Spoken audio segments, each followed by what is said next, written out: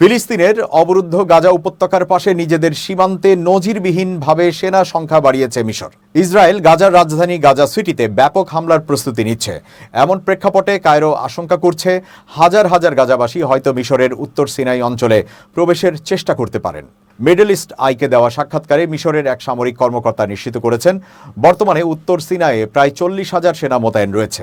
এটি 1979 সালের মিশর ইসরায়েল শান্তি চুক্তির আওতায় নির্ধারিত সেনা সংখ্যার তুলনায় বহু গুণ বেশি।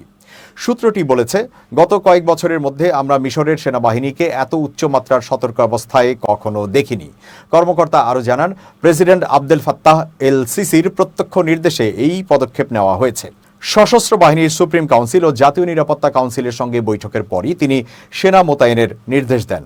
তিনি স্পষ্ট করে বলেন, ইসরায়েল হামাসকে নির্মূল করতে এবং গাজার জনগণকে স্থানচ্যুত করতে চায়, কিন্তু মিশর এই পরিকল্পনা কোনোভাবেই সমর্থন করে না। বর্তমানে সিনাইয়ের বিভিন্ন ঘাঁটিতে মিশরের সেনারা অবস্থান নিয়েছে। বিশেষত গাজা সীমান্তবর্তী জোন সি এলাকায় ভারী সেনা মোতায়েন করা হয়েছে। সেখানে সাঁজোয়া যান, আকাশ প্রতিরক্ষা ব্যবস্থা, বিশেষ বাহিনী, M60 যুদ্ধ ট্যাঙ্কও রাখা হয়েছে। মিশরীয় সূত্র জানিয়েছে, বাড়তি সেনা মোতায়েনের বিষয়টি ইসরায়েলকে জানানো হয়েছে।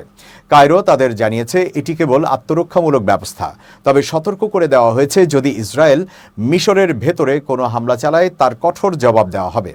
এদিকে মিশরের পররাষ্ট্রমন্ত্রী সম্প্রতি স্পষ্ট করেছেন, গাজার জনগণকে অন্যত্র সরিয়ে নেওয়ার পরিকল্পনায় তারা কোনোভাবে সহায়তা করবে না, বরং যে কোনো মূল্যে তা প্রতিরোধ করবে।